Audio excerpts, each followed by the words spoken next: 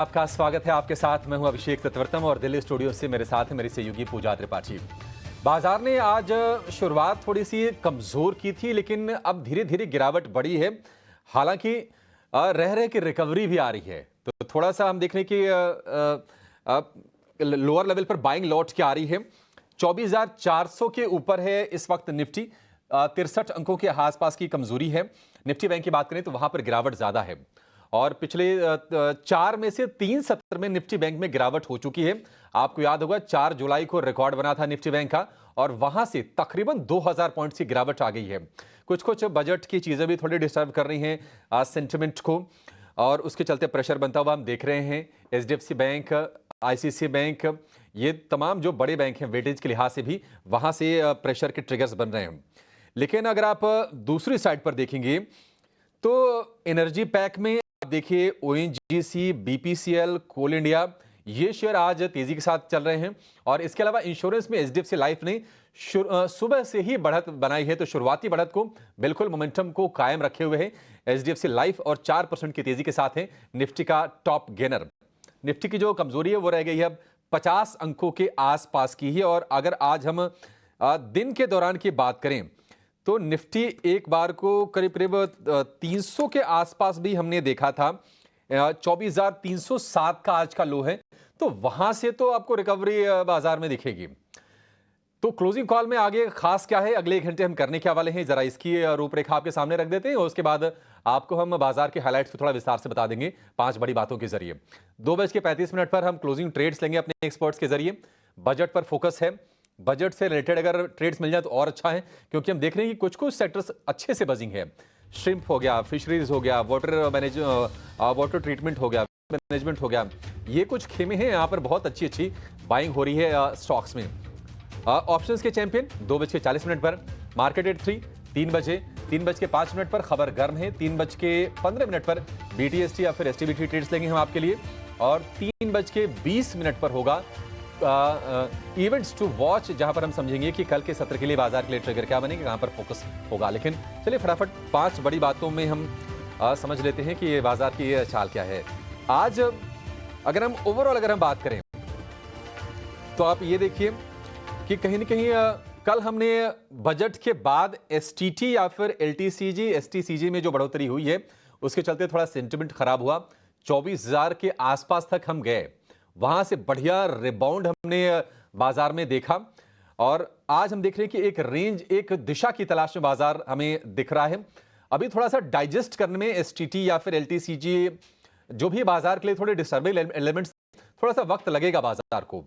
लेकिन चलिए ट्रेड्स की शुरुआत करते हैं, इंडेक्स पर एक व्यू लेते हैं। हमारे साथ एक बड़ा पैनल जुड़ गया है, तो मैं और पूजा आपके साथ अगले 1 घंटे में होंगे और 3 हमारे खास मेहमान भी हैं, कुणाल परार, जतिन गेडिया और सुमित मूलचंदानी आपके साथ जुड़ गए हैं। कुणाल जी, जतिन जी और सुमित जी, आप तीनों का बहुत शुक्रिया, स्वागत है टी9 स्वदेश पर। शुरुआत कुणाल जी आपसे हम करेंगे। बाजार में कल तो आप दफ्तर में यहीं पे थे, हम साथ साथ बाजार को देख रहे थे, बजट के एनालिसिस को भी हम समझ रहे थे और उसके अकॉर्डिंगली स्ट्रेटजी बना रहे थे। ये बताइए कुणाल जी कि सपोर्ट्स लेवल आपको कहां पर दिख रहे हैं और क्या बाजार में मौजूदा लेवल से भी डाउन साइड है या फिर 24,000 24,200 के बीच वाला जब सपोर्ट टूटे तब चिंता करनी चाहिए? जी, यस, कल साथी थे और बजट और मार्केट को एनालाइज कर रहे थे।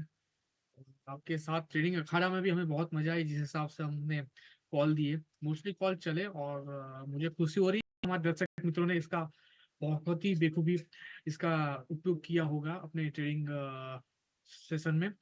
नाउ मार्केट की बात कर लेते हैं तो 24,423 के अराउंड मार्केट ट्रेड कर रहा है और जो गिरावट कल आनी थी वो आ चुकी है। वहां से हमें एक बाउंस बैक भी देखने को मिला है। आज की जो गिरावट है मैं कहूंगा कि माइनर सी गिरावट है, 56-60 पॉइंट के अराउंड है और जिस हिसाब से निफ्टी ट्रेड कर रही है मुझे नहीं लगता कि ये 50-60 पॉइंट जो आज मार्केट गिरा है उसमें हमें कोई परेशानी होनी चाहिए।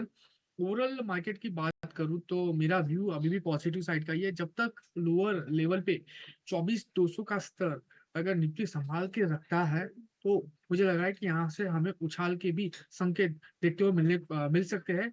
24,200 के नीचे अगर निफ्टी जाता है तो ही हमें वहां पे गिरावट देखने को मिल सकती है और उसके बेस पर 23,800 तक के भी लेवल हमें निफ्टी दिखा सकती है। ये काफी अच्छा सपोर्ट मार्केट में है 24,200 का।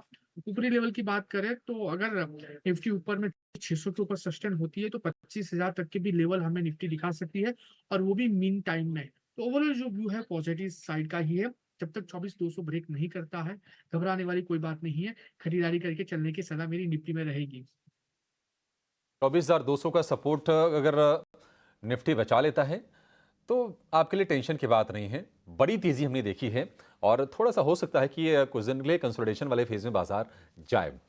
चलिए समझ लेते हैं कि आपके लिए ट्रेड के मौके फिर स्टॉक स्पेसिफिक बाजार में बन कहां पर रहे हैं। इंडेक्स को बहुत ज्यादा देखने का मतलब है नहीं, आप स्टॉक्स पर फोकस करते हैं। बजट वाली थीम भी है, क्या उसमें से कुछ निकलेगा या फिर उसके बाहर से भी कुछ स्टॉक्स हैं। क्लोजिंग ट्रेड की करेंगे शुरुआत।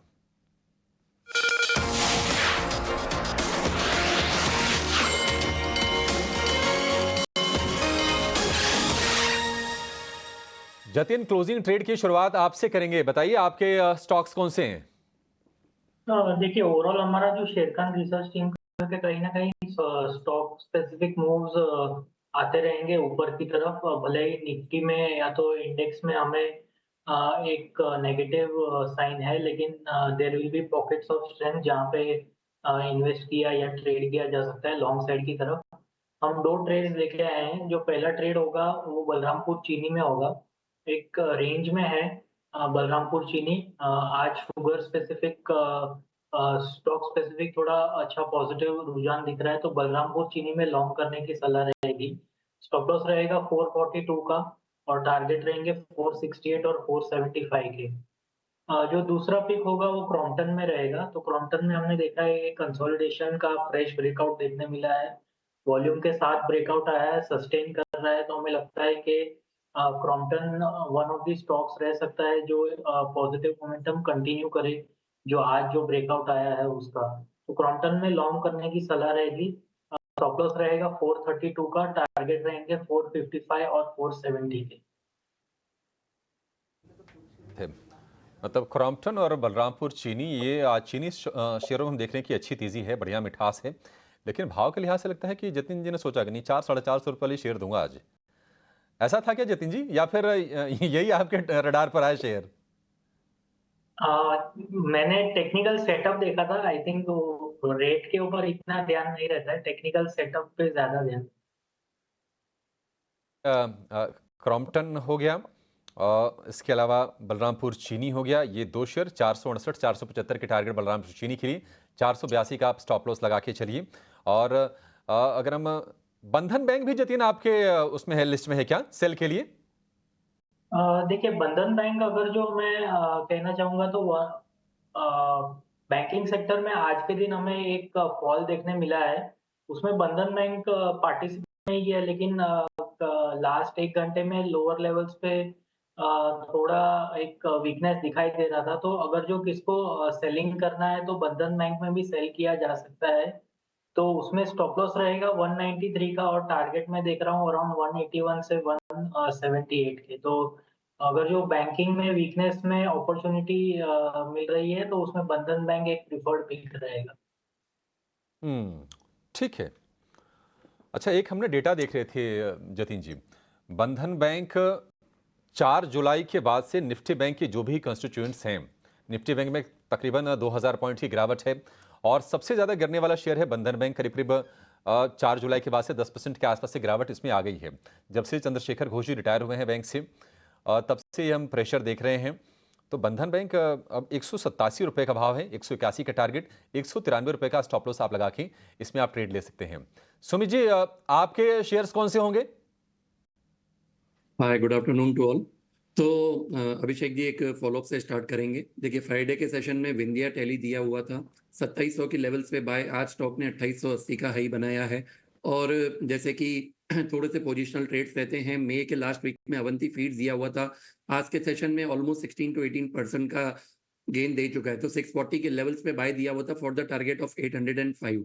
तो यहाँ पे जब भी हमारे टारगेट्स अचीव हो रहे हैं तो यहाँ पे आप थोड़ा सा प्रॉफिट बुकिंग पे ध्यान दें। आज के लिए भी 2 बाय कॉल्स रहेंगे। पहला रहेगा दीपक फर्टिलाइजर्स। देखिए, अगर आप शॉर्ट टर्म या फिर मीडियम टर्म के लिए कुछ भी बाय करना चाहते हैं तो अकॉर्डिंगली मैं दोनों लेवल्स को सजेस्ट करूंगा। अगर किसी को स्विंग ट्रेड के लिए बाय करना है तो 835 करंट मार्केट प्राइस है, आप बाई कीजिए for the target of 930 and 970। Stop loss maintain करेंगे 765 का। लेकिन अगर आप daily to weekly time frame का चार्ट देख रहे हैं तो एक बढ़िया कैंडिडेट है, यू बॉटम कैंडिडेट है। अगर यहाँ पे किसी को बाय करना है तो फिर लॉन्ग टर्म के लिए हमारे जो टारगेट्स रहेंगे सॉरी वो रहेंगे 1050 और 1140। तो अकॉर्डिंगली ही आप अपनी पोजीशन बनाइए। जो दूसरा स्टॉक रहेगा वो रहेगा पीपीएल, पिरामिल फार्मा। देखिए स्टॉक ने काफी टाइम का एक कंसोलिडेशन का ब्रेकआउट दिया है, बॉक्स ब्रेकआउट जिसको हम बोलेंगे। स्टॉक ने मई जून जुलाई 3 महीने के बाद आज काफी अच्छे वॉल्यूम के साथ ब्रेकआउट दिया हुआ है। स्टॉक ऑलरेडी अभी 6% अप है। आप मार्केट प्राइस पे बाय कीजिए with the stop loss of 152 for the target of 186 and 197। ठीक है सुमित जी, इसी सीरीज तक की ये दोनों वैलिड रहेंगे आपके ये शेयर, या फिर और भी लंबा रख सकते हैं? बिल्कुल आप रख सकते हैं सर। अगर आप नेक्स्ट सीरीज नेक्स्ट मंथ के लिए बनाएंगे, बिल्कुल दोनों ही स्टॉक्स काफी अच्छे हैं। ठीक है, चलिए पिरामल फार्मा ये सुमित जी के रडार पर है, और दूसरा शेयर है दीपक फर्टिलाइजर का। टारगेट है 930 और 970 रुपए का। ये दो शेयर हो गए। कुणाल जी, आपके लिस्ट में क्या है सर? कौन सी थीम के स्टॉक्स आपको सही लग रहे हैं इस वक्त? वेल अभिषेक जी, ऐसी कोई थीम मैंने यहाँ पे सिलेक्ट नहीं की है, बस एक ही थीम सिलेक्ट की है टेक्निकल के बेस पे। दोनों स्टॉक टेक्निकल के बेस पे काफी अच्छे लग रहे हैं। सबसे पहला ABSL AMC, Aditya Birla AMC, जो अभी 698 के अराउंड ट्रेड कर रहा है। लिस्टिंग के बाद लगातार एक गिरावट हमें स्टॉक में देखने को मिली है, लेकिन कहीं ना कहीं स्टॉक ने अपने आप को अच्छी तरीके से संभाला है और एक अच्छी खासी मोमेंटम में अभी स्टॉक ट्रेड कर रहा है। तो टेक्निकली तो एक अच्छा खासा मोमेंटम है, तो खरीदारी करके चलने की सलाह है 655 के एसएल के साथ। एसएल थोड़ा सा बड़ा आएगा, जो अभी ऑनगोइंग वॉलेटिलिटी है उसको अगर हम ध्यान में रखें तो 655 का एसएल यहाँ पे हम मेंटेन करके चलेंगे। 721 का पहला टारगेट होगा, और वो जैसे ही ब्रेक होता है जैसे कि अच्छी खासी मोमेंटम हमें स्टॉक में देखने को मिल सकती है, जिसके बेस पे स्टॉक हमें 785 तक का भी टारगेट दिखा सकता है। यानी कि आप कह सकते हो कि 12 से 13% की मोमेंटम ये स्टॉक देने के लिए रेडी है। तो एबीएसएल एएमसी खरीदारी करके चलने की सलाह है। और दूसरा स्टॉक है जी एंटरटेनमेंट लिमिटेड, जिसमें रिसेंटली हमें एक गिरावट देखने को मिली है, लेकिन गिरावट कहीं ना कहीं संभलती हुई हमें देखने को मिल रही है। आली चार्ट पे हैमर कैंडलस्टिक्स फॉर्मेशन भी बनाया है। 100 एमए के ऊपर भी स्टॉक ट्रेड कर रहा है। खरीदारी करके चलने की सलाह है जी एंटरटेनमेंट लिमिटेड 130 के एसएल के साथ। यहाँ पे भी एसएल थोड़ा सा बड़ा है क्योंकि वॉलेटिलिटी है, लेकिन 130 का एसएल हम यहाँ पे मेंटेन करके चलेंगे। टारगेट की बात कर लेते हैं तो जो पहला टारगेट हमें देखने को मिल रहा है वो 144 का है, और 144 जैसे ही ब्रेक होगा हमें ऊपर में 153 तक के भी लेवल देखने को मिल सकते हैं। यानी अगेन 11 से 12% का मोमेंटम यहाँ पे हमें देखने को मिल सकता है। जी एंटरटेनमेंट खरीद के चलने की सलाह यहाँ पे बनेगी। ठीक है, जी एंटरटेनमेंट 144 और 153 के टारगेट, लेकिन मुझे आपका आदित्य बिरला सन लाइफ एएमसी ये शेयर आपका ज़्यादा बेहतर लगा, और लगातार मोमेंटम है। पिछले अगर आप 4 महीने देखेंगे तो ये करीब करीब 400-450 रुपये के आसपास का शेयर था। अब ये हो गया है 700 रुपये के ऊपर का भाव, और इस साल भी अगर आप देखेंगे तो प्रदर्शन इसका बहुत बढ़िया रहा है। खासतौर से एएमसी बास्केट में अगर आप देखेंगे तो ये एक आउट परफॉर्मिंग स्टॉक आपको दिखेगा आदित्य बिरला सन लाइफ एएमसी का। ठीक है, तो हमारे एक्सपर्ट्स के सारे उनकी रिकमेंडेशन होगी। चलिए बाजार में अब देखते हैं कि कहां पर और मौके बनते हुए दिखाई दे रहे हैं। एक शेयर जो सुबह मुझे लगा था कि शायद चलेगा और रफ्तार तो उसने दिखा दी है, वो है पीवीआर का। इस पर जरा जतिन आप बताइए, 1500 रुपए के आसपास ये फिर से पहुंच गया है, अब और चलेगा पीवीआर क्या? तो पीवीआर का एकदम से आज का चार्ट देखूं तो एक इम्पोर्टेंट ऑब्जर्वेशन में शेयर करना चाहूंगा कि एग्जैक्टली अपने 200 डे मूविंग एवरेज के ऊपर ट्रेड कर रहा है। तो मेरे को लगता है कि आज का जो क्लोजिंग रहेगा वो बहुत ही क्रूशियल रहेगा। कल के ट्रेडिंग सेशन में अगर जो उसके ऊपर सस्टेन करता है तो हमें लगता है कि एक लॉन्ग टर्म ट्रेंड रिवर्सल हो सकता है। और कंसिडरिंग कि ये शेयर अंडर परफॉर्मिंग रहा है, अगर जो सस्टेन करता है तो हमें लगता है कि आने वाले दिनों में एक शार्प रन अप हमें देखने मिल सकता है। साइंस है, लेकिन कंफर्मेशन आज या कल के ट्रेडिंग सेशन में मिल जाना चाहिए। हमें लगता है कि एक वेट एंड वॉच की सिचुएशन करंटली है, लेकिन कीप ऑन द रेडार। ठीक है, पीवीआर को लेकर ये व्यू। आज आप देखेंगे तो जो टायर वाले जो स्टॉक्स हैं वहां पर आपको तेजी दिखेगी। सीएट ऊपर है, अपोलो टायर ऊपर है। इसके अलावा अगर आप दिग्गज स्टॉक भाव के लिहाज से एमआरएफ को देखेंगे तो 4% ऊपर एमआरएफ कारोबार कर रहा है। 5,495 रुपए आज इसने प्लस किए हैं और भाव हो गया है 1,37,499 रुपए का। यह है एमआरएफ का भाव। टायर स्टॉक सारे के सारे आप लेके आइए, C8, अपोलो या फिर एमआरएफ। कुणाल जी, आप जरा बताइए, एक राउंड की छोटी सी प्रॉफिट टेकिंग इसमें आई थी और फिर से हम तेजी का माहौल देख रहे हैं इन टायर स्टॉक्स में। आपको बढ़िया क्या लग रहा है सर, और क्या कहीं ये लग रहा है कि राइड के मौके फिर से बन रहे हैं? काफी अच्छी मोमेंटम रिसेंट डेज में हमें जितने भी टायर स्टॉक है उन सब में देखने को मिल चुकी है। C8 पकड़ लीजिए, जेके पकड़ लीजिए, एमआरएफ है, अपोलो टायर है, सारे के सारे मोस्टली स्टॉक में एक अच्छी खासी मोमेंटम हमें देखने को मिली है। लेकिन उसमें अगर एक पर्टिकुलर स्टॉक जहाँ पे एक अच्छी खासी मोमेंटम हमें देखने को मिल सकती है वो है C8। अब C8 का चार्ट देखिए, बहुत ही बढ़िया मोमेंटम है। कल जो गिरावट हमें देखने को मिली है वहां पे 100 EMA का सपोर्ट दिया हुआ है, हैमर कैंडलस्टिक फॉर्मेशन बनाई है और आज के दिन में जो हाई बनाया है वो कल के हाई के ऊपर, यानी कंफर्मेशन भी मिल चुका है C8 लिमिटेड का। खरीदारी करके चलने की सलाह रहेगी। पर्टिकुलर स्टॉक में 2640 के अराउंड ट्रेड करा है, 2640 के एसएल के साथ। अगर मैं एसएल की बात करूं तो नीचे में हम 2500 का हमारा एसएल रहेगा। एसएल थोड़ा सा बढ़ाएगा क्योंकि वॉलेटिलिटी ज्यादा है, बट टारगेट भी उतनी अच्छे देखने को मिल सकते हैं। तो 2500 के एसएल हम मेंटेन करके चलेंगे। ऊपर में 2750 का पहला टारगेट है और जैसे ही 2750 ब्रेक करेगा 2920 तक के भी टारगेट हमें देखने को मिल सकते हैं। तो C8 पे फिलहाल नजर बनाए रखने की सलाह रहेगी को लेकर ये व्यू। अच्छा, एक छोटे से ब्रेक के लिए रुकेंगे और ब्रेक के बाद जब लौटेंगे तो कुछ और इंटरेस्टिंग स्टॉक्स जहां पर ब्रेकआउट आ रहे हैं या फिर आ सकते हैं वो जानने की कोशिश करेंगे अपने एक्सपर्ट्स के माध्यम से। आप कहीं जाइएगा नहीं।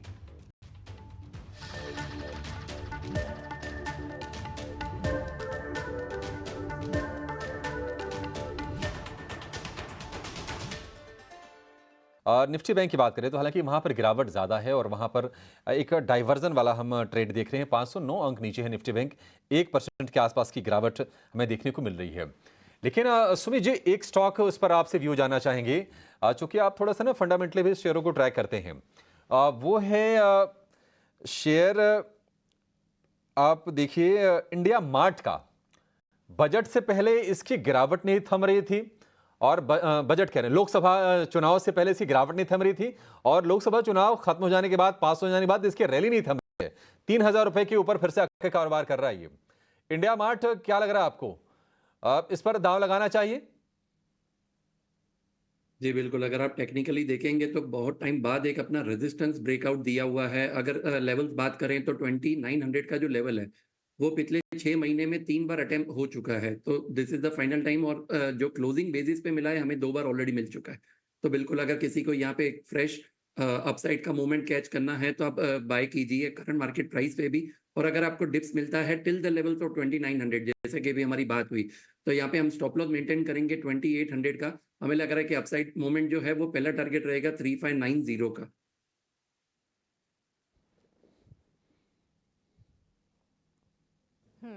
ठीक है, तो 3590 ये पहले टारगेट्स फिलहाल नजर आ रहे हैं, तो मौजूदा स्तर पर आप खरीदारी करके चल सकते हैं। लेकिन चलिए, बजट से जुड़ी लगातार हमें कुछ अपडेट और कुछ कमेंट्री निकल कर आ रही हैं अलग अलग इंडस्ट्री एक्सपर्ट से और कॉर्पोरेट एक्सपर्ट से। और इस बीच बजट के बाद DFS सचिव विवेक जोशी से हमारी संवाददाता प्रकाश प्रियदर्शी ने खास बातचीत की। आइए आपको सुनवा देते हैं। DFS सेक्रेटरी सर, मेरा क्वेश्चन आपसे ये है कि इस बजट में MSME पे काफ़ी फोकस रहा। MSMEs के लिए जो न्यू क्रेडिट असेसमेंट की बात की गई है उसकी ज़रूरत क्यों पड़ी? क्योंकि जो क्रेडिट रेटिंग्स MSMEs को इस वक्त दिए जा रहे हैं तो उसकी वजह से उनके बहुत सारे अप्रीहेंशंस थे, लेकिन उसके इस मसले पर आपकी कई दौर की बैठकें भी हुई। ये जो न्यू असेसमेंट है उसको कैसे इम्प्लीमेंट करेंगे? जो आपने बताया कि न्यू असेसमेंट का जो मेथडोलॉजी है वो थोड़ा सा भिन्न होगी।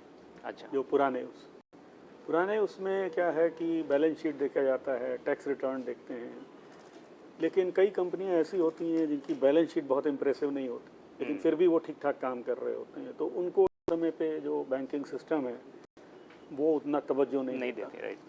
तो आजकल कुछ कंपनियां ऐसी हैं जिनका काम ज़्यादातर डिजिटल टेक्नोलॉजी के बेसिस पे है और वो काफ़ी बिजनेस करते हैं लेकिन वो बैलेंस शीट नहीं क्रिएट करते, तो उनका जो डिजिटल फुटप्रिंट है उसको अध्ययन किया जाएगा।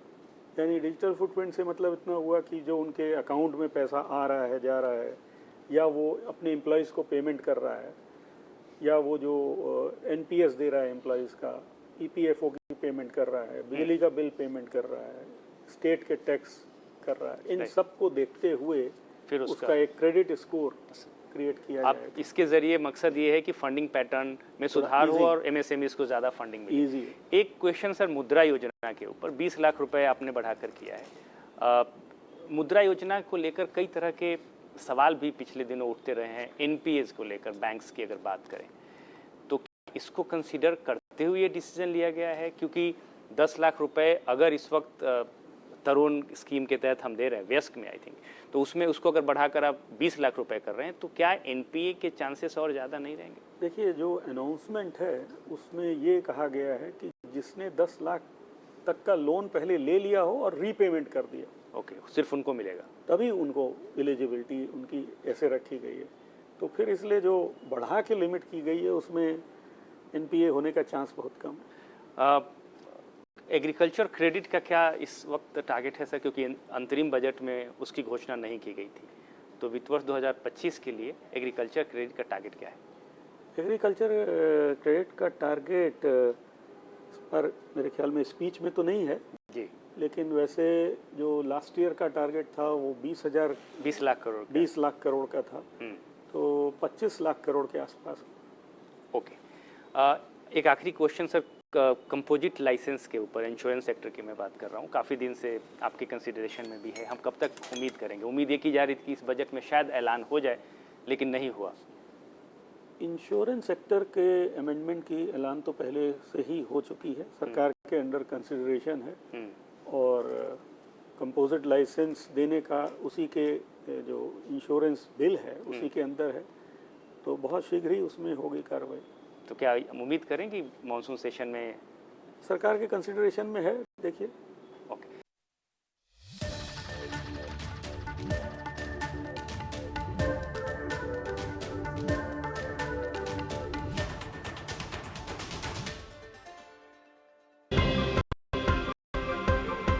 टेक्निकल चार्ट हो या फिर एफ&ओ, किस खबर का होगा आप नजर डालें तो इस वक्त बैंक निफ्टी में हम देख रहे हैं कि वीकनेस बढ़ रही, 511 अंक नीचे अभी बैंक निफ्टी आ चुका है। हालांकि थोड़ी रिकवरी दिखी थी, लेकिन 1% की कमजोरी के साथ बैंक निफ्टी इस वक्त कारोबार कर रहा है। निफ्टी में भी निचले स्तरों से रिकवरी यहाँ पर इस वक्त देखने को मिल रही है, तो काफ़ी उतार चढ़ाव बना हुआ है इस वक्त बाजार में।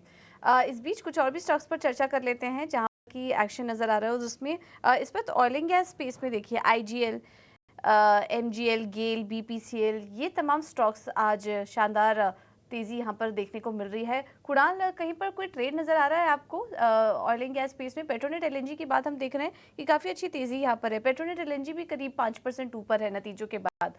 कहीं पर BTST ट्रेड लेना चाहिए? जितने भी OMCs की बात की, BPCL है, IOC है या HPCL है, एक अच्छी खासी मोमेंटम ये तीनों स्टॉक में से मुझे IOC में फिलहाल लग रही है। एक अच्छा खासा सपोर्ट कल के दिन में लिया हुआ है 100 MA का, आज 0.25 की मोमेंटम यहाँ पे देखने को मिल रही है। IOC खरीदारी करके चलने की सलाह मेरी रहेगी। लोअर लेवल पे हम जो ऐसा मेंटेन करके चलेंगे, यहाँ पे 165 का होगा। टारगेट की बात करते हैं तो टारगेट ऊपर 173 का है, 173 जैसे ही ब्रेक होता है ये 176 तक के भी टारगेट दिखाने के लिए रेडी है, तो IOC पे फोकस करके चलना चाहिए। और सामने आप पेट्रोनेट LNG की बात की है, जिस हिसाब से फिलहाल स्टॉक ट्रेड कर रहा है 356 के अराउंड, आज स्टॉक में एक अच्छी खासी मोमेंटम दिखाई है, 6 साढ़े 6 के ऊपर स्टॉक ट्रेड कर रहा है। खरीदारी करके चलने की सलाह रहेगी, बट ऐसे थोड़ा सा यहाँ पे बढ़ाएगा जिस हिसाब से स्टॉक अभी एक गति के साथ ट्रेड कर रहा है, उसके हिसाब से नीचे 334 का हम यहाँ पे एसएल मेंटेन करके चलेंगे। 356 के अराउंड स्टॉक अभी ट्रेड कर रहा है। एसएल थोड़ा सा बढ़ा, यानी कि 6.25% का एसएल है। टारगेट 375 का पहला है, और 375 जैसे ही ब्रेक होता है ऊपरी लेवल पे 400 तक के भी लेवल पेट्रोनेट LNG दिखाने के लिए रेडी है। तो यस, पेट्रोनेट और IOC दोनों खरीदारी करके चलने की सलाह है।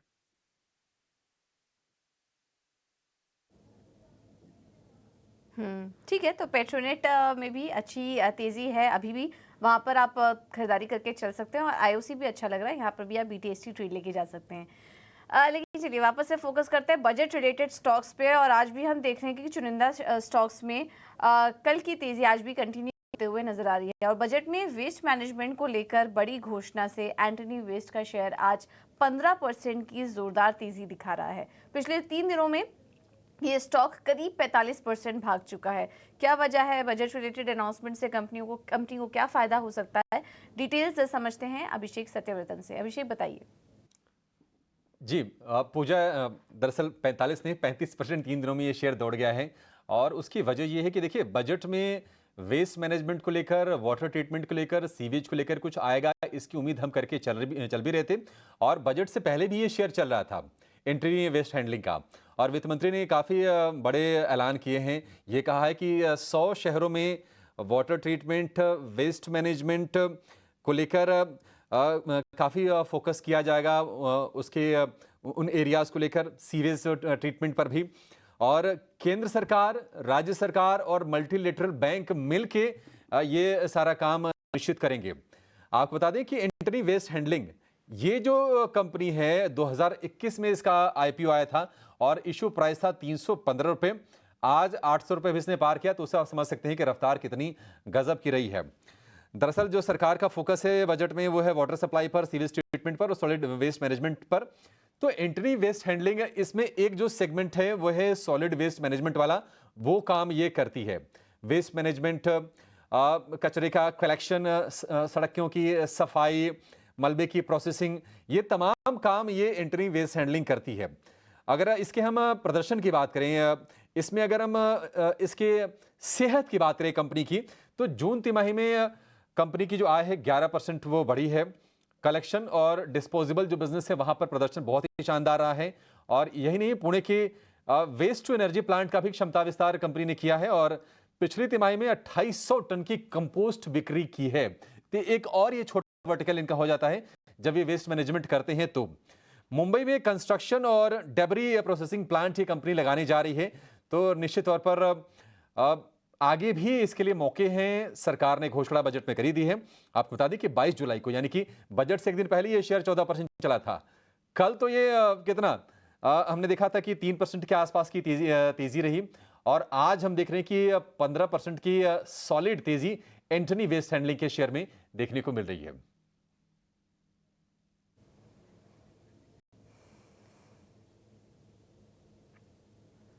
बिल्कुल।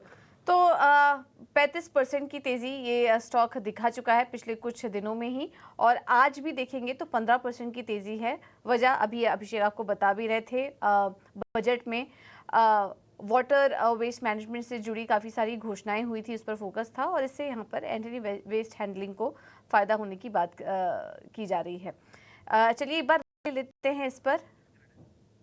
हमारे साथ रजत शर्मा जुड़ चुके, लेकिन उनसे संपर्क नहीं हो पा रहा है। कोई नहीं, चलिए इस पर एक टेक्निकल राय ले लेते हैं। जतिन, आप बताइए, एंटनी वेस्ट ऑलरेडी काफ़ी शानदार अनुभव दिखा चुका है, लेकिन बजट अनाउंसमेंट्स के बाद भी अभी भी स्टॉक ऊपर है। क्या यहाँ और भी तेज़ी देखने को मिल सकती है? बने रहें स्टॉक में।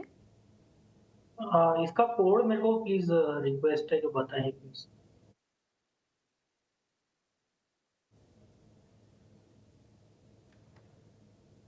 Antony Waste, ANTONI, Antony waste,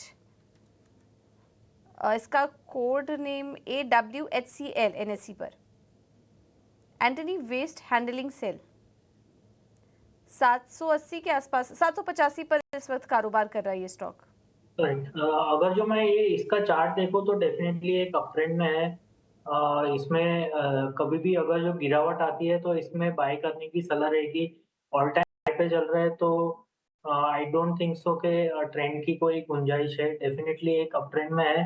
खाली इसमें एक ये ध्यान रखना है कि अराउंड 600 से 825 लास्ट 3 दिनों में अराउंड 200 से 225 पॉइंट्स की एक रैली ऑलरेडी आ चुकी है। तो इसमें एक बाय ऑन डिप की सलाह रहेगी 740 720, जहाँ पे उसके लोअर टाइम फ्रेम चार्ट्स पे सपोर्ट बन रहे हैं। तो अगर जो वहां तक आता है तो वहां पे एक फ्रेश एंट्री बनती है। ओवरऑल ट्रेंड जो है वो पॉजिटिव है। शॉर्ट टू मीडियम टर्म में 850 875 तक के लेवल्स भी हमें ये स्टॉक दिखा सकता है।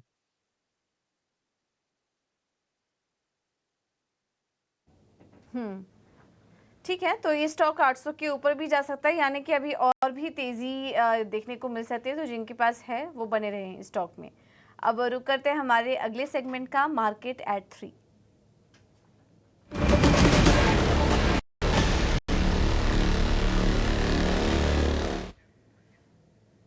हमारे साथ जिन्हें जुड़ चुके हैं, जिन्हें बताइए इस वक्त कौन कौन से स्टॉक्स हैं जहां पर की खबरों के चलते एक्शन है।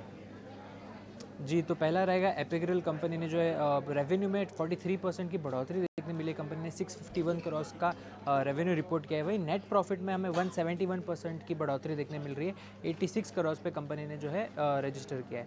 Moving on, Welspun living focus में रहेगा क्योंकि रेवेन्यूज़ जो है वहाँ पे हमें 16% की इंक्रीज़ देखने मिल रही है। कंपनी ने 2536 करोड़ का रेवेन्यू रिपोर्ट किया है। वहीं नेट प्रॉफिट में बात करें तो 15% का इंक्रीज़ देखने मिल रहा है 186 करोड़ पे। Moving on, Mahindra life focus में रहेगा क्योंकि कंपनी का जो रेवेन्यू है वो 98 करोड़ से बढ़कर अब 188 करोड़ हो गया है। और वही प्रॉफिट की बात करें तो इस बार कंपनी ने 12.7 करोड़ का प्रॉफिट रिपोर्ट किया है वर्सेस लॉस ऑफ 4.3 करोड़ पिछले क्वार्टर पिछले साल में। अगला स्टॉक जो फोकस में रहेगा है बटरफ्लाई गांधीमती। कंपनी ने जो है रेवेन्यू में हमें गिरावट देखने मिल रही है 17% की, और वहीं रेवेन्यू जो रिपोर्ट हुआ है 182 करोड़ का। और नेट प्रॉफिट्स की बात करें तो वहाँ पे हमें बहुत बड़ी गिरावट देखने मिल रही है, करीब करीब 83% की, और रेवेन्यू जो है घटकर अभी 3 करोड़ पर आ चुका है। Moving on, V-Guard focus companies V-Guard focus में रहेगा। रेवेन्यू जो है 1215 करोड़ से बढ़कर 1477 करोड़ हो गया है, और नेट प्रॉफिट की बात करें तो वो 64 करोड़ से बढ़कर अब 99 करोड़ हो गया है। शेयर जहां पर खबरों का एक्शन है, जहां पर नतीजों का एक्शन है, लेकिन एक नंबर और आ गया है, वो है सिंजीन का। आय 808 करोड़ रुपए से घटकर आ गई है 790 करोड़ रुपए। यहां पर हम कमी देख रहे हैं। मुनाफा 93 करोड़ रुपए से घटकर आ गई है 76 करोड़ रुपए पर। तो आय के मोर्चे पर, मुनाफे के मोर्चे पर, दोनों जगह पे हिट है ये। मार्जिन के फिगर को देखना होगा, वहां पर भी हम थोड़ा सा प्रेशर लगता है देखेंगे। एबिडा यानी कि कामकाजी मुनाफा 212 करोड़ रुपए से घटकर है 170 करोड़ रुपए। ईयर की ये फिगर्स हैं सारे के सारे। 2% नीचे ये शेयर कारोबार कर रहा है। सुमित जी, आप जरा चेक कीजिए सिंजीन के शेयर को, क्योंकि हमने देखा था कि अच्छे से चला हुआ ये शेयर था बजट से पहले। थोड़ा थोड़ा प्रेशर आज हम देख रहे हैं। क्या करना है सिंजीन में? अभिषेक जी, वेट की सलाह रहेगी। देखिए, अगर मैं डेली टाइम फ्रेम पे देखूं तो पिछले अक्टूबर से लेके स्टॉक ने अपना एक रेजिस्टेंस को ब्रेक नहीं किया। 760 टू 770 का जो जोन है, तो पिछले 5 से 6 बार ये सेम रिजेक्शन मिल रहा है, तो एक स्ट्रॉन्ग रेजिस्टेंस है। तो मैं थोड़ा सा वेट करना चाहूंगा। अगर ये स्टॉक 770 को क्रॉस कर रहा है और अगर क्लोजिंग बेसिस पे सस्टेन कर रहा है तो बिल्कुल ये एक न्यू कैंडिडेट बनेगा। अगर ये लेवल सस्टेन हो रही है और बाइंग अपॉर्चुनिटी मिल रही है तो जो पहला टारगेट रहेगा वो पूरा यू बॉटम का बनेगा, दैट इज अराउंड 860, जो करीबन यहाँ से 100 पॉइंट्स का अपसाइड रहेगा। अब यहाँ पे अगर ऑलरेडी किसी की पोजीशन होल्डिंग है तो एक ट्रेलिंग एसएल की तरफ 720 का स्टॉप लॉस मेंटेन कीजिए। 720 ब्रेक कर रहा है तो फिर अपना डाउनसाइड सपोर्ट की तरफ फिर से जाएगा, जो करीबन 670 का लेवल्स है। तो लेवल्स के अकॉर्डिंगली आप अपना ध्यान रखें। सिंजीन को लेकर ये व्यू। अच्छा, मणप्पुरम फाइनेंस में कुणाल जी, कल हमने देखा था कि प्रेशर था क्योंकि गोल्ड ज्वेलरी वाली कंपनी चल रही थी। सोना सस्ता होने की खबर आई, एक्साइज में कटौती हुई और ज्वेलरी शेयर चल पड़े। फाइनेंसिंग वाली कंपनीज, गोल्ड फाइनेंसिंग वाली थोड़े नीचे आए। आज फिर से हम रिबाउंड देख रहे हैं। क्या ये सस्टेन करेगा और इसमें ट्रेड लेना चाहिए मणप्पुरम में, मुथूट में? सबसे पहले मणप्पुरम की बात कर लेते हैं। 211 के अराउंड ट्रेड कर रहे हैं, और कहीं ना कहीं जिस हिसाब से आज के दिन में रिवर्सल देखने को मिला है, डेली चार्ट पे ऐसा लग रहा है कि स्टॉक एक बुलिश कैंडलस्टिक फॉर्मेशन बना रहा है, और आज उसका कंफर्मेशन भी हमें मिल सकता है। तो मोस्टली चांसेस मेरा यही है कि यहाँ पे खरीदारी करके चलने की सलाह रहेगी मेरी। और आली चार्ट पे देखने जाए तो 200 के अराउंड का सपोर्ट भी है स्टॉक में, जो उसने खरीद लिया था। तो आज 211 के अराउंड खरीदारी करके चलने की सलाह रहेगी 200 के एक एसएल के साथ। अगर मैं टारगेट की बात करता हूँ, जिस हिसाब से स्टॉक ने आज उछाल दिखाया है, टारगेट ऊपर में सबसे पहला जो है वो 219 का है, जो इसका प्रीवियस टॉप भी है, और 219 जैसे ही ब्रेक होगा ऊपर में 233 तक की भी लेवल ये स्टॉक एज ए टारगेट दिखा सकता है। मणप्पुरम में डेफिनेटली खरीदारी करके चलने की सलाह है। सामने मैं मुथूट फाइनेंस की बात करता हूँ। मुथूट फाइनेंस फिलहाल 1738 के अराउंड ट्रेड कर रहा है, और कल जो गिरावट हमें देखने को मिली है एग्जैक्टली सपोर्ट लिया है 100 MA का और कल का जो लो बनाया वो भी सपोर्ट के पास ही बनाया है। आर्ली चार्ट पे देखने जाए तो shooting star not shooting star, hammer candlesticks formation भी काउंटर ने बना दिया, तो खरीदारी करके चलने की सलाह है। 1738 के पास स्टॉक ट्रेड कर रहा है, खरीदारी करके चलिए। कल का जो लो लगा है वही हम यहाँ पे ऐसे मेंटेन करके चलेंगे। टारगेट की बात कर लेते हैं। 1800 का पहला टारगेट है जो स्टॉक हमें दिखा सकता है, और 1800 जैसे ही ब्रेक होगा 1900 तक के लेवल ऐसा टारगेट ये स्टॉक हमें दिखाने के लिए रेडी है, तो खरीद करके चलना चाहिए 1660 के एसएल के साथ। ये दोनों स्टॉक पर गोल्ड फाइनेंस वाली कंपनीज पर आपके लिए राय। हमारे साथ जुड़ गए हैं फंडामेंटल एक्सपर्ट हमारे आज के सना सिक्योरिटीज़ के फाउंडर रजत शर्मा। रजत जी, बहुत दिनों बाद आपसे सर मुलाकात हो रही है। बजट को लेकर ये एक आपसे प्रश्न होगा। दो सेक्टर में क्लब कर देता हूँ। एक तो सर ये रियल एस्टेट वाला है, क्योंकि इंडेक्सेशन को हटाया है और उसके चलते हमने देखा कि कल रियल एस्टेट शेयर टूट रहे थे। आज थोड़ी सी कहीं कहीं स्थिरता आई है। मान लीजिए डीएलएफ थोड़ा संभलने की कोशिश कर रहा है, अदरवाइज मैक्रोटेक, गोदरेज प्रॉपर्टीज का हाल वही है, आज भी वहाँ पर प्रेशर बनता हुआ दिख रहा है। ये कितना आप गंभीर देख रहे हैं इन कंपनीज के लिए, इस सेक्टर के लिए? और दूसरी चीज़, कंजम्पशन को कहा जा रहा है कि बूस्ट मिलेगा बजट से। कंजम्पशन शेयर कल चल रहे थे, आज प्रॉफिट टेकिंग के शिकार हो रहे हैं। मतलब एक दिन के बाद दूसरे दिन वो रैली फिर कंटिन्यू नहीं कर पा रही है। आपका सेंस क्या कह रहा है सर? रियल एस्टेट और कंजम्पशन कैसे लग रहे हैं आपको दोनों से? मैं आपको दोनों पे ही अपना व्यू देता हूँ। और हमारी आखिरी मुलाकात एक्चुअली आज से 2 हफ्ते पहले हुई थी, और आपने मुझसे पूछा था कि मेरा बजट का फेवरेट स्टॉक कौन सा रहेगा, और मैंने कहा था ITC I think is one stock जो मुझे लगता है बजट के टाइम अगर टोबैको टैक्सेशन पे कुछ छेड़छाड़ नहीं की गई तो सबसे अच्छा स्टॉक है। और मैंने एक ही स्टॉक कहा था वो लेने की। और अभी भी अगर आप मेरे से पूछे बजट से कोई 450 से बढ़ के 495 के आसपास आ गया यार, अभी भी अगर आप मुझसे पूछे मैं कंजम्पशन पे सबसे ज्यादा बुलिश हूँ। और उसका रीजन ये है कि जितने भी कंजम्पशन के स्टॉक्स हैं ये चले नहीं ज्यादा। मैं रियल एस्टेट पे भी आता हूँ, बट अगर आप बाकी सारे सेक्टर्स को देखें, चाहे पावर थीम को ले लीजिए या इंफ्रास्ट्रक्चर को ले लीजिए या पीएसयू स्टॉक्स जो एक बहुत बुलिश ट्रेंड है, इन सबको अगर आप ले लीजिए तो सारे ही, अगर थोड़ी देर के लिए आप बजट का इम्पैक्ट हटा दें और सिर्फ वैल्यूएशंस को देखें तो सारे ही सेक्टर्स में सबसे चीप वैल्यूएशंस पे जो स्टॉक्स ट्रेड कर रहे हैं वो यही है। ITC, HUL, Marico, Nestle, Britannia, Hindustan Unilever. अगर मैं कोई 2 स्टॉक चुनने हो तो अभी भी, हालांकि पिछले 14 दिन में जब मैंने रिकमेंड किया था अपना बजट पे आईटीसी, तब से काफी चल चुका है, बट उसका रीजन अभी भी वही है कि अगले 100 दिन में इस कंपनी में बहुत कुछ होने वाला है। सबसे पहले तो होटल के शेयर अलग से होकर लिस्ट होंगे एक्सचेंज पे, तो उससे काफी वैल्यू अनलॉकिंग होगी। एचयूएल अगेन पिछले 3-4 साल से स्टॉक ने कुछ नहीं किया है, और ये एफएमसीजी के शेयर होते हुए जिनको डिफेंसिव ट्रेडिशनली माना जाता था, अभी आज भी बहुत अच्छा डिविडेंड 2%, 2.5%, 3% के करीब डिविडेंड्स देते हैं। तो वैल्यूएशन के लिहाज से FMCG is the best sector to be in. अगर आपको कोई 2 स्टॉक चुनने हो, जैसा मैंने कहा ITC, HUL will be very good. दोनों ही स्टॉक्स मेरे पोर्टफोलियो में, मैंने दोनों ही आपके शो में पहले रिकमेंड की है, और आईटीसी शेयर मेरा वैसे ही इस बार फेवरेट स्टॉक है और मेरा बजट फेवरेट। कुछ दिक्कत आ रही है, हम आपसे वापस से कनेक्ट करने की कोशिश करेंगे, लेकिन चलिए अब क्योंकि एफएमसीजी स्टॉक्स से जुड़ी बात हो रही है तो एक बार नेस्ले के नतीजों पर नज़र डाल लेते हैं, क्योंकि एचयूएल के नतीजे तो आए, नतीजे ठीक ठाक ही थे, लेकिन स्टॉक में आज हम थोड़ा दबाव देख रहे थे। अब नेस्ले के नतीजे कल आने वाले हैं, पहली तिमाही के, और नतीजों से क्या अनुमान है बताने के लिए विनी हमारे साथ जुड़ चुकी हैं। विनी, बताइए नेस्ले के नंबर्स कैसे रह सकते हैं? तो नेस्ले के नंबर्स में एक्सपेक्टेशन है कि यहाँ पे रेवेन्यू ग्रोथ तो अराउंड 8-9% की रेवेन्यू ग्रोथ आ जाएगी, प्रॉफिट में अराउंड स्ट्रॉन्ग ग्रोथ ऑफ 15% है, और मार्जिन्स में भी एक्सपेक्टेड है कि एक्सपेंशन ही रहेगी, 100 बेसिस पॉइंट की लगभग एक्सपेंशन है इबिटा मार्जिन्स में 23.7%। ना ऑब्वियसली उनकी जो ऑब्वियसली बेवरेज साइड सेगमेंट है वहाँ पे अच्छी ग्रोथ एक्सपेक्टेड है, बेवरेज और न्यूट्रिशन बिजनेस में, क्योंकि समर काफ़ी ख़राब था, हार्श समर था, तो उसकी वजह से स्ट्रॉन्ग ग्रोथ एक्सपेक्टेड है ये दोनों सेगमेंट्स में।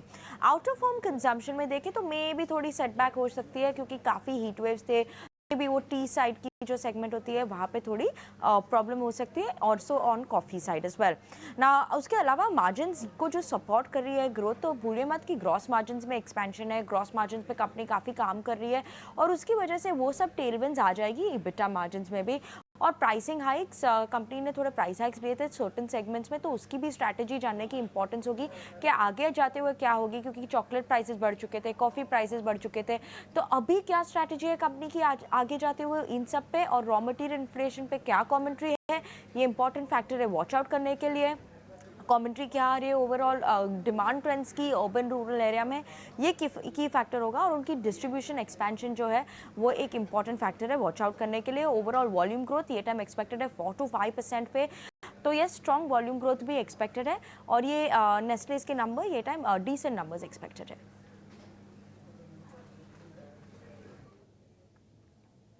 ठीक है, तो अच्छे नंबर्स आ सकते हैं। एचयूएल के केस में भी हमने देखा कि वॉल्यूम ग्रोथ के फ्रंट पर नतीजों ने सरप्राइज ही किया। नेस्ले में भी वॉल्यूम ग्रोथ अच्छी रह सकती है और ओवरऑल अच्छे नतीजों की उम्मीद है, लेकिन नतीजों से पहले 1.5% नीचे स्टॉक कारोबार कर रहा है।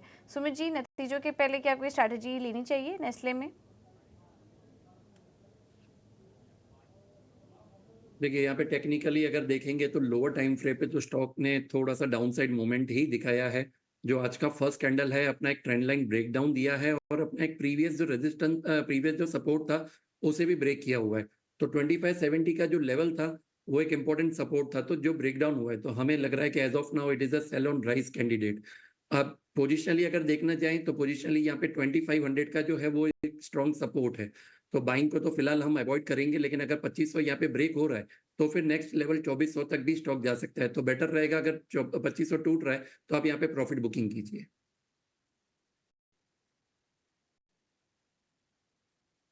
ठीक है, तो प्रॉफिट बुकिंग करने की सलाह नेस्ले इंडिया में आपके लिए। चलिए अब आगे बढ़ते हैं और रुक करते हैं हमारे अगले सेगमेंट का खबर गर्भ है।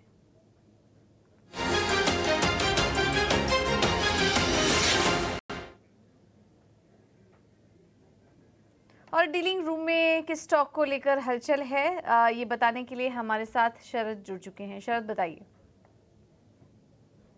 जोमेटो फोकस में रहेगा और यहाँ पे हमारी डीलर्स के साथ बातचीत हुई है, तो यहाँ पे पता चल रहा है कि जो एफआई डेस्क है वहाँ पे सेलिंग देखने मिल रही है। अब्जॉर्प्शन की बात करें तो डोमेस्टिक म्यूचुअल फंड और कुछ सर्टन एचएनआईज जो हैं उन्होंने जो है अब्जॉर्ब किया है इस सेलिंग को। अगर बात करें तो लगभग 15 लाख शेयर्स 2 एक्सचेंज हुए हैं, 2 ट्रेड्स में, एक सुबह में ट्रेड हुआ था और एक जो है latter part of the day में जो है ट्रेड देखा गया है। इसके अलावा जो की एफआईज ऑलरेडी इन्वेस्टेड है कंपनी में, इनके नाम इंक्लूड करते हैं वैनगार्ड, फिडेलिटी, जीआईसी और कनाडा पेंशन। ये दिग्गज इन्वेस्टर्स है एफआई सेगमेंट में। और अगर 3 अहम ट्रिगर की बात करूँ जोमेटो की, तो सबसे पहला ट्रिगर आता है कि धीरे धीरे करके वो अपनी प्लेटफॉर्म फीस को भी बढ़ा रहे हैं। रिसेंटली 20% प्लेटफॉर्म फीस बढ़ाया, अब लगभग 6 रुपये प्रति ऑर्डर कर दिया गया है। वही ब्लिंकिट की बात करें जो क्यू सर्विस बिजनेस है उसकी इंटीग्रेशन पे भी बाजार पे फोकस आ रहा है। और पाथ टू प्रॉफिटेबिलिटी देखें या ग्रोथ देखें तो फूड डिलीवरी बिजनेस से ज़्यादा बेहतर आपका क्यू सर्विस बिजनेस कर रहा है। एक और अहम ट्रिगर है वो है स्विगी का अपकमिंग आईपीओ, उसके कारण भी जो है जोमेटो पे नज़र रहेगी बाजार की और एनालिस्ट की। थैंक यू शरद, ये अपडेट देने के लिए, जानकारी देने के लिए। तो जोमेटो करीब 2.5% ऊपर है अपने ऑल टाइम हाई लेवल्स के पास। स्टॉक इस वक्त कारोबार कर रहा है जोमेटो का। जतिन, क्विकली आपसे राय लेंगे जोमेटो पर। नेक्स्ट टारगेट्स आप क्या देख रहे हैं शेयर पर? और देखिए जोमेटो का शेयर अगर जो देखने जाएंगे तो कल का जो एक नीजक रिएक्शन था उसमें भी उसने अपने 20 डे मूविंग एवरेज जो अराउंड 212 के आसपास जो है तो उसको डिफेंड किया था। तो हमें लगता है कि जो कहीं ना कहीं ट्रेंड है वो अभी भी फिलहाल अप ट्रेंड जो अभी फिलहाल पॉजिटिव इंटैक्ट है। और हमें लगता है कि 233 से लेकर 235 तक जो उसका around the previous swing high था वहां तक डेफिनेटली जा सकता है। जो फॉल है अपना 20 डीए में के नीचे भी सस्टेन नहीं कर रहा है, तो बहुत ही अच्छी खासी स्ट्रेंथ है ये काउंटर में। डिप्स जो है वो बाय आउट हो रहे हैं, तो अब ट्रेंड इंटैक्ट है।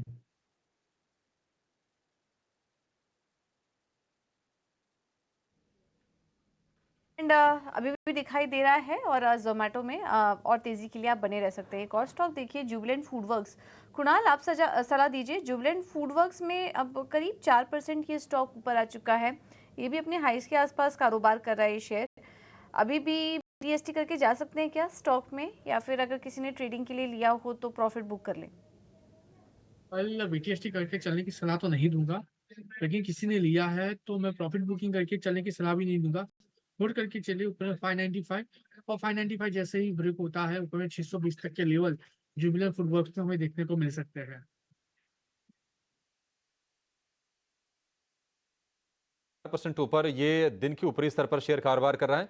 अच्छा, एक और शेयर लेकर आएंगे और उस पर रजत जी आपसे व्यू जानना चाहेंगे। अब वो है आईडीबीआई बैंक का, दिन के ऊपरी स्तर पर है। बैंकिंग की वैसे तो देखिए हालत खस्ता है और आईडीबीआई बैंक चल रहा है, तो इसके पीछे के ट्रिगर ये हो सकते हैं कि डाइवेस्टमेंट को लेकर फिर से चर्चाएं हो रही हैं आईडीबीआई बैंक में।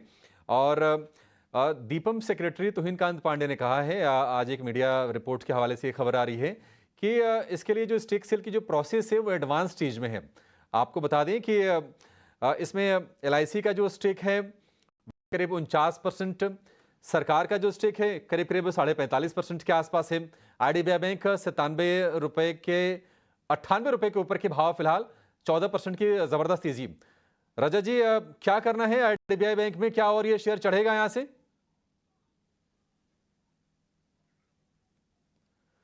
ठीक है, रजत से नहीं ले पाएंगे राय। आप जरा इस पर कुणाल जी राय दीजिए। आईडीबीआई बैंक क्या करना चाहिए, ट्रेल कर लें और ऊपर जाएगा शेयर ये? वेल, आईडीबीआई की बात करें तो ऑलरेडी एक अच्छी खासी मोमेंटम हमें देखने को मिल चुकी है। आज के दिन में स्टॉक तकरीबन 13-14% स्टॉक चल चुका है। और नई खरीदारी करके चलने की सलाह तो मेरी बिल्कुल नहीं रहेगी क्योंकि रिस्क रोड इतना फेवरेबल नहीं है। लेकिन जिनके पास ऑलरेडी पोजीशन बनी उनके लिए व्यू है होल्ड करके चलिए, क्योंकि वीकली चार्ट पे भी कहीं ना कहीं ये ब्रेकआउट हमें देखने को मिला है और कंफर्म भी हो सकता है वीकेंड में। सो व्यू मेरा पॉजिटिव साइड का ही है। नई खरीदारी मत करके मत चलिए। अगर पोजीशन है तो होल्ड कीजिए। 98 के लेवल पे फिलहाल स्टॉक कराए। लाइकली चांसेस है ऊपर में 102 जैसे ही ब्रेक हुआ 114 तक के टारगेट ये स्टॉक हमें दिखा सकता है। 114 तक के टारगेट दिखा सकता है। पोजीशन अगर आपके पास है पुरानी तो उसको ट्रेल कर लीजिए, नई बाइंग आपको नहीं करनी है आईडीबीआई बैंक में। अच्छा, बाजार बंद होने में 8-9 मिनट का समय रह गया। हम फटाफट सवाल पूछते हैं और फटाफट अपने एक्सपर्ट से गुजारिश करेंगे कि थोड़ा जल्दी जवाब दें ताकि हम ज़्यादा शेयर हम शामिल कर सकें। कैस्ट्रॉल इंडिया, जतिन आप ज़रा चेक करके बताइए। कैस्ट्रॉल में हम मजबूती देख रहे हैं और पिछले महीने भर से भी ठीक ठाक चल रही है। 273 रुपये का आज इसने लेवल बनाया है। कैस्ट्रॉल क्या और चलेगा? यस, डेफिनेटली कैस्ट्रॉल में अपने 20 एवरेज को सपोर्ट का टेस्ट किया है और हमें next move on the upside start हो चुका है। जो अराउंड 285-287 तक के लेवल्स तक एक्सटेंड हो सकता है। तो करंटली अगर जो किसको बाय करना है तो 265 का एक स्टॉप लॉस लगा के लॉन्ग साइड की तरफ ट्रेड लिया जा सकता है 285 से 87 के टारगेट्स के लिए। ठीक है, कैस्ट्रॉल को लेकर ये व्यू। एचबीएल पावर एक और शेयर आप लेकर आइए, 10% ऊपर है, डे हाई पर ये ट्रेड कर रहा है और इसकी भी बढ़िया रफ्तार रही है। सुमित जी, एचबीएल पावर बढ़िया कंपनी है, ठीक ठाक कंपनी है, 18,000 करोड़ का मार्केट कैप भी है। करना क्या है सर इसमें? सॉरी अभिषेक जी, बिल्कुल लॉन्ग रहना चाहिए। चार्ट देखिए बिल्कुल पॉजिटिव है। आप देखेंगे तो पिछले 8 से 10 सेशन से स्टॉक कंसोलिडेशन में था, लेकिन आज का जो क्लोजिंग है वो एक अपना प्रीवियस हाई का क्लोजिंग के ऊपर दे रहा है। तो बिल्कुल जिनके पास है उनको भी भले रहने की सजा है और जिनको न्यू पोजीशन बनानी है आप बनाइए। यहाँ पे हम स्टॉप लॉस मेंटेन करेंगे 590 का स्टॉप लॉस मेंटेन करेंगे फॉर द टारगेट ऑफ 800। ठीक है, एचबीएल पावर पर ये व्यू। बीएसई लिमिटेड लगातार ये डाउनफॉल हम इसका देख रहे थे बीएसई का। आज रिबाउंड इसमें आया है, 8% शेयर ऊपर है, 2400 रुपए के ऊपर फिर से निकला है ये शेयर। कुणाल जी, बीएसई तेजी टिकेगी और चलेगा शेयर यहां से? बहुत सही कहा आपने, और चलेगा, तेजी यहाँ पे टिकेगी। यहाँ से अच्छे खासे बाउंस बैक भी देखने को मिल सकते हैं, लेकिन कंडीशनल बाय होगा। आज का जो हाई है वहीं पे हमें कंफर्मेशन चाहिए, यानी कि 435 का हाई है, 2435 का है। अगर 2435 के ऊपर सस्टेन होता है तो मैं कहूँगा खरीदारी करके चलने की सलाह है, क्योंकि 2435 के ऊपर 2650 और 2650 के ऊपर तकरीबन 2780 तक की भी लेवल दिखाने के लिए रेडी है। तो यस, ये व्यू यहाँ पे बाई का ही बन रहा है, लेकिन कंडीशनल होगा। 2435 के ऊपर खरीदारी करके चलने की सलाह है। ठीक है, 2435 के ऊपर आपको नई खरीदारी इसमें बीएसई लिमिटेड में करनी है। एलआईसी फ्रेश लॉन्ग करें जतिन, बीटीएसटी कैंडिडेट है ये, 8% की बढ़िया तेजी है इसमें इस वक्त। देखिए, आज के ट्रेडिंग सेशन में जो इंश्योरेंस स्पेस के जो कंपनीज है उसमें अच्छी खासी मोमेंटम है, तो हमें लगता है कि जो आने वाले दिनों में ये मोमेंटम ऊपर की तरफ जारी रहेगा। अगर जो थोड़ा भी डिप आता है तो वहाँ पे बाय कर सकते हैं। अगर जो एलआईसी बीटीएसटी करने की अगर जो क्वेश्चन पूछ रहे हैं तो हमें लगता है कि बीटीएसटी के लिए भी लॉन्ग किया जा सकता है। एक स्ट्रिक्ट स्टॉप लॉस 1140 का लगाना होगा। ऊपर में टारगेट्स अराउंड 1185 1195 के रहेंगे।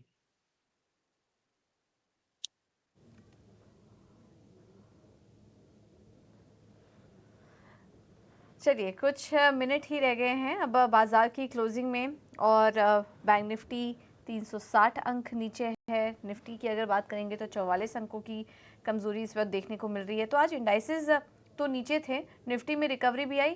बैंक निफ्टी भी एक बार देख लेते हैं, वहाँ पर भी निचले स्तरों से रिकवरी आई क्योंकि बीच में तो 51,000 का भी लेवल टूट चुका था, लेकिन वो भी एक रिकवरी दिखाया। लेकिन अभी भी दोनों ही इंडाइसेस कमजोरी के साथ कारोबार कर रहे हैं। लेकिन ब्रॉडर मार्केट में हमने देखा कि काफ़ी शानदार एक्शन था और स्पेसिफिक स्टॉक्स और सेक्टर अच्छी बढ़त दिखा रहे थे। एनएसई एडवांस डिक्लाइन रेशियो भी देखेंगे तो करीब 1800 से ज़्यादा स्टॉक्स ऐसे थे जो कि हरे निशान में कारोबार कर रहे थे। तो आज तो मिड कैप स्मॉल कैप शेयरों का दिन था। जाते जाते कुछ और भी ट्रेड एक बार देख लेते हैं। टेक महिंद्रा नतीजे आने वाले हैं कल और उसके पहले 3% ऊपर ये स्टॉक कारोबार कर रहा है। वैसे तो कुछ समय ही रह गए, लेकिन टेक महिंद्रा पर कुणाल क्विकली आप सलाह दीजिए, क्या करना चाहिए? आज दिन के ऊपरी स्तर के पास ये स्टॉक क्लोज होके जा रहा है और कल नतीजे भी हैं। उसके पहले क्या एग्जिट कर लें अब स्टॉक से? बिल्कुल नहीं, जिस हिसाब से टेक्निकल व्यू बन रहा है खरीदारी करके चलने की सलाह है मेरी। टेकएम में 1540 के अराउंड स्टॉक ट्रेड कर रहा है, खरीदारी करके चलिए। लोअर लेवल पे जो एसएल हम यहाँ पे मेंटेन करके चलेंगे 1485 का है और अभी 1536 के पास है। 1485 के एसएल के साथ खरीदारी करके चले। 1675 का पहला टारगेट है, जैसे वो ब्रेक होता है 1640 का भी टारगेट हमें यहाँ पे देखने को मिल सकता है।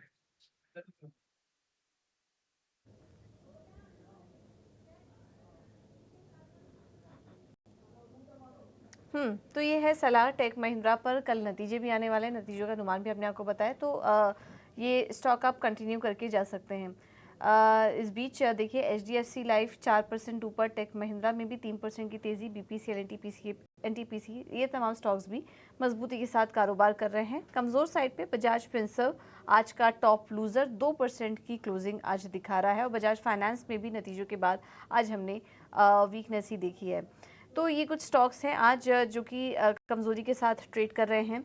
इसके अलावा इंडेक्स स्पेसिफिक एक्शन भी अगर आज देखेंगे तो आज के दिन हमने देखा कि ऑयल एंड गैस शेयरों में काफ़ी अच्छी तेज़ी देखने को मिली, 2% ऊपर थे। पावर, एनर्जी, चुनिंदा सरकारी, बैंक, रियल्टी स्टॉक्स में शानदार तेज़ी देखने को मिली, तो यहाँ पर अच्छा मोमेंटम था। और गिरने वाली साइड पर देखें तो आज एफएमसीजी स्टॉक्स कंट्रीब्यूट नहीं कर पा रहे थे। एचयूएल नीचे था आज। इसके अलावा मेरिको जैसे स्टॉक में भी हमने वीकनेस देखी है और इसके अलावा नेस्ले जैसे स्टॉक्स भी आज गिरावट में कारोबार कर रहे थे। बैंक निफ्टी में भी आज वीकनेस थी और इसके अलावा कुछ और स्टॉक्स पर नज़र डालें तो सरकारी कुछ चुनिंदा फार्मा स्टॉक्स में भी आज हम वीकनेस देख रहे थे। लेकिन आज के दिन हम देख रहे थे कि बजट में के चलते आज कुछ स्टॉक्स में बाइंग कंटिन्यू होते हुए नजर आई। उसमें लाइफ इंश्योरेंस स्टॉक्स देखिए आज शानदार तेज़ी देखने को मिली। आईसीआईसीआई प्रूडेंशियल, एचडीएफसी लाइफ जैसे स्टॉक्स आज ऊपर थे। इसके अलावा श्रिम्प सेक्टर से जुड़े जो ऐलान हुए उसके बाद एपेक्स फ्रोजन वाटर बेस जैसे स्टॉक्स आज ऊपर थे। इसके अलावा ज्वेलरी स्टॉक्स में भी आज हमने शानदार तेज़ी देखने को देखी। तो अभिषेक, ओवरऑल अगर आज फ्रंटलाइन इंडेक्स की बात करें तो वहाँ पर तो वीकनेस थी, लेकिन मिड कैप स्मॉल कैप शेयरों में आज हम देखते हैं कि काफ़ी अच्छा मोमेंटम देखने को मिला और बजट के दूसरे दिन भी वहाँ पर तेज़ी कंटिन्यू होते हुए दिखाई दी। तो आज की क्लोजिंग आप कैसे देख रहे हैं?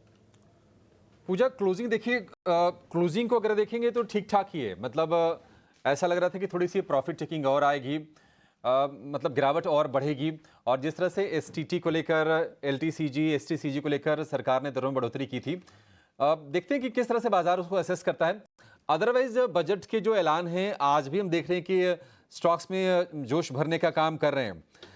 कुछ स्टॉक्स जहां पर बड़ी तेजी रही उसमें आईएफसीआई, एमएमटीसी, ये दोनों के दोनों 20% के ऊपरी सर्किट पर बंद हुए। वेस्ट हैंडलिंग को लेकर जैसा कि हम आपको खबर बता रहे थे कि सरकार की तरफ से ऐलान हुए हैं। एंटनी वेस्ट हैंडलिंग चला आज करीब 15% ऊपर ये शेयर गया। 3 दिन में करीब 35% के आसपास की तेजी इसमें हो चुकी है। अवंती फीड्स श्रिम्प वाला, फिशिंग वाले सेगमेंट से ये एक शेयर जहां पर हमने देखा कि 12-13% के आसपास की तेजी आज भी बनी, कल भी ये शेयर चल रहे थे। Avanti Feeds, Waterbase, Apex Frozen, ये सारे के सारे शेयर आप दिखाइए, यहाँ पर बढ़िया तेजी के साथ आज हमने कारोबार होते हुए दिखा है। बाकी जैसा पूजा हाईलाइट कर रही थी कि ऑयल एंड गैस में पावर में वहाँ पर भी तेजी रही, कैस्ट्रॉल, HBL पावर, ये कुछ शेयर चले। रिन्यूएबल स्पेस को लेकर सरकार ने जो सोलर को लेकर जो ऐलान किए हैं, तो सोलर ग्लास बनाने वाली कंपनी है बोरोसिल रिन्यूएबल, आज फिर से हमने 8-9% के आसपास की तेजी देखी। ये शेयर 570 रुपये के आसपास का भाव इसका हो गया है। इसके अलावा अगर आप देखेंगे तो फर्टिलाइजर में फिर से थोड़ी थोड़ी बाइंग आ रही है। दीपक फर्टिलाइजर करीब 7-7.5% के आसपास की हमने तेजी देखी। रिफाइनिंग स्टॉक्स भी ऑयल एंड गैस में चल रही थी, MRPL में 7% के आसपास की तेजी दिखी। स्किलिंग को लेकर, एम्प्लॉयमेंट को लेकर सरकार का विशेष फोकस था, वो शेयर भी चले। आप देखेंगे क्वेस्ट कॉर्प 6-6.5% के आसपास की तेजी रही। जो गोल्ड पर, सिल्वर पर जो ड्यूटी काटी गई है, तो जो ज्वेलरी स्टॉक्स हैं वहां पर बढ़िया तेजी। कल्याण ज्वेलर्स हो गया या फिर मोती सन्स ज्वेलर हो गया, RZ, ये कुछ शेयर्स आज बढ़िया तेजी के साथ कारोबार करते हुए दिखाई दिए। तो थीम्स जो हैं वो बरकरार हैं। आपको बाजार में करना ये होगा कि आपको शेयर तलाशने पड़ेंगे। आप इंडेक्स को देख के कोई बाजार में स्ट्रेटजी सीधी ऐसे नहीं बना सकते, क्योंकि इंडेक्स की चाल अभी थोड़ी सी अनडिसाइडेड रहेगी अगले कुछ सत्र तक। देखते हैं कि कब तक ये STT, LTCG, STCG को लेकर जो हैंगओवर है कब तक वो खत्म होता है। लेकिन तब तक शायद एक रेंज का ही बाजार रहे। लेकिन हाँ, ये जरूर है कि 24,200 और थोड़ा सा और अगर नीचे आप कर लें, थोड़ा सा और स्ट्रांग वाला, तो 24,000 का सपोर्ट निफ्टी के लिए ये काम करता हुआ दिखेगा। ऊपर की रेंज कहीं ना कहीं 24,800 वहां पर संघर्ष बाजार करेगा। मतलब कि जो रिकॉर्ड हाई के लेवल थे उसके ऊपर जब निकलेगा बाजार, तब जाके एक आपको एक तरफा रैली, किसी एक साइड की रैली दिखाएगा। अदरवाइज करीब 400 से 500 अंकों की एक मोटी रेंज रहेगी। उस रेंज के बाहर ही कोई ब्रेकआउट या फिर ब्रेकडाउन आने की उम्मीद है। लेकिन आज की क्लोजिंग बैंकिंग की अलग, आप कहिए थोड़ी सी रिकवरी बैंकिंग में भी आई है, लेकिन निफ्टी बैंक आज 350 अंक कमजोरी के साथ बंद हुआ है। निफ्टी की बात करें, 40 अंकों की आज कमजोरी रही है। और निफ्टी बैंक की कमजोरी के पीछे बड़ी वजह ये रही कि आप HDFC बैंक देखिए, वो कमजोर था। ICICI बैंक देखिए, वो कमजोर आपको दिखेगा। एक्सिस बैंक देखिए, आपको वो शेयर कमजोर दिखेगा। तो फिर आखिर चलेगा कैसे निफ्टी बैंक? जो बड़े कॉन्स्टिट्यूएंट्स हैं, वेटेज के लिहाज से अगर वहां से सपोर्ट नहीं आ रहा है तो मुश्किल तो होगी। बस एक चीज अच्छी ये है कि HDFC बैंक अपना जो 1600 रुपये वाला जो लेवल है उसको कहीं ना कहीं बचाए रखने में कामयाब है। लेकिन 4 जुलाई को जो रिकॉर्ड हाइज बने थे, उसके बाद हम देख रहे हैं कि करीब 200 रुपये नीचे आकर एक रेंज में घूम रहा है HDFC बैंक। तो HDFC बैंक, अगर निफ्टी बैंक को चलाना है तो इन बड़े स्टॉक्स की भागीदारी हमें बाजार में देखनी पड़ेगी। चलिए, आज के सत्र को यहाँ पर समाप्त करते हैं। निफ्टी 0.25% नीचे, निफ्टी बैंक करीब 1%, 450 अंक नीचे बंद हुआ। लेकिन एडवांस डिक्लाइन अगर आप देखेंगे तो वो रहा तेजी के पक्ष में। NSE पर करीब 1900 शेयर मजबूती वाले रहे और उसके मुकाबले 600 शेयर 1:3 का रेशियो रहा डिक्लाइंस का और एडवांसेस का, ये रहा। चलिए, यहाँ पर इस सत्र को समाप्त करेंगे।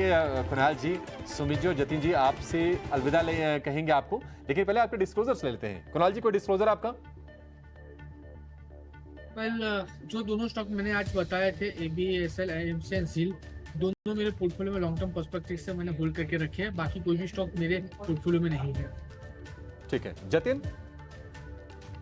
जो भी स्टॉक्स में हमने आज बातचीत की उसमें मेरी पर्सनल कोई भी होल्डिंग नहीं है। हमें हमारे क्लाइंट्स को शायद रेकमेंड किया हुआ हो सकता है। So please consult your financial advisor before acting on any suggestion.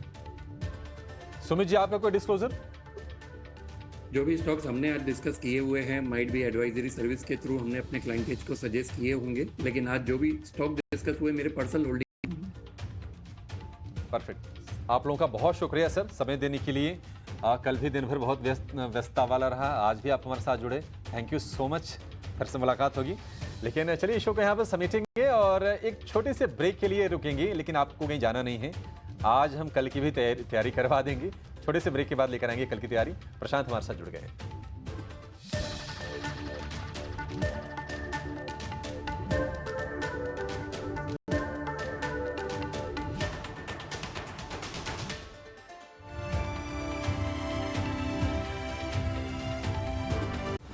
In association with SBI, Solid Bank की Solid Backing। स्टॉक मार्केट में पोर्टफोलियो बनाना हो सकता है मुश्किलों से भरा। मार्केट का उतार चढ़ाव आपको कर सकता है कंफ्यूज। मार्केट में आज नीचे के लेवल से करीब 200 पॉइंट की रिकवरी आई। मैं अजय शर्मा आपको दूंगा